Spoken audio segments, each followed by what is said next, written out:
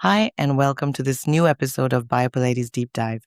Today, we are going to explore a very important exercise from the reformer repertoire, the stomach massage. The stomach massage is an extremely interesting exercise because it requires mobility, stability, core control, precision in alignment, and a true biomechanical organization of the lower body. It is also an exercise that immediately reveals the body's compensations. You can quickly see whether someone is simply pushing with their legs or whether they are truly able to support their axis and breathing throughout the movement. The starting position is already very demanding. We sit near the front edge of the carriage with the feet placed on the footbar.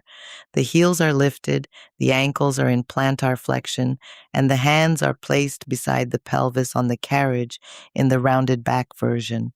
The spine is organized into a controlled flexion with a C-curve sensation without collapsing through the thoracic spine.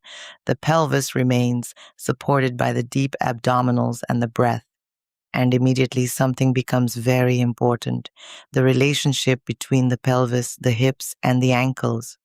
Because when the ankles lack mobility or stability, the rest of the body compensates. The knees begin to move differently, the pelvis loses its organization, the hip flexors become tense, and sometimes even the shoulders begin to tighten. The stomach massage is therefore also a very interesting exercise for understanding ankle biomechanics. As we press the carriage away, the talocrural joint must manage a subtle balance between stability and mobility. The foot remains organized on the foot bar while the tibia moves forward and backward in space. The ankle never works alone. It functions in relationship with the knee, the hip, and the center of the body. Foot stability is essential here. We look for weight distribution through the first metatarsal, the fifth metatarsal, and the heel, even while the heels are lifted. This grounding helps prevent the foot from collapsing inward or becoming excessively rigid outward. And this is where certain muscles become fundamental. The tibialis anterior, for example, plays a very important role in the organization of the ankle and foot. The tibialis anterior originates on the lateral surface of the tibia and the interosseous membrane and inserts onto the medial cuneiform and the base of the first metatarsal. Its primary action is ankle dorsiflexion and foot inversion. But in an exercise such as the stomach massage, its role goes far beyond this simple mechanical action. The tibialis anterior contributes to fine foot control and stabilization of the medial arch. It helps organize lower limb alignment during carriage movement.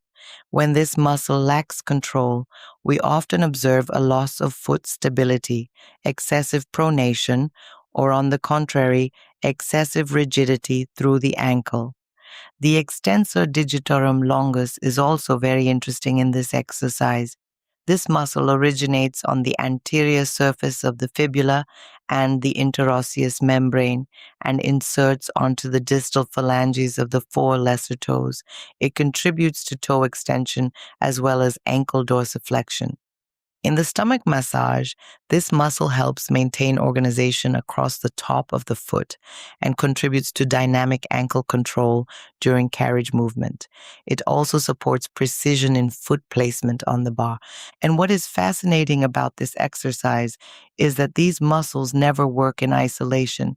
They collaborate with the fibularis muscles, the gastrocnemius, the soleus, the intrinsic muscles of the foot, the adductors, the deep abdominals, and even the stabilizers of the spine. Pilates constantly reminds us that the body functions through muscular chains rather than isolated parts. Breathing is also essential in the stomach massage. Generally, the inhale prepares and organizes the movement, while the exhale accompanies the carriage press and reinforces deep abdominal connection. The exhale helps support the center without rigidifying the thorax. It also helps limit excessive rib thrusting because very often when the exercise becomes difficult, people begin to hold their breath. And as soon as the breath disappears, the movement loses fluidity and precision. The shoulders tighten, the hips grip, and the pelvis becomes unstable. The goal is never to push the legs as far as possible. The goal is to maintain the organization of the body while the carriage moves. In the rounded back version, we look for an even spinal flexion without collapse. The pelvis remains supported. The ribs stay connected to the center. The shoulders remain organized without pushing into the trapezius muscles. The flat back version requires greater thoracic extension and more openness through the rib cage.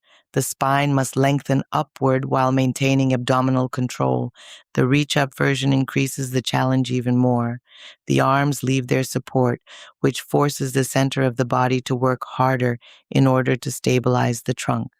Scapular organization becomes extremely important.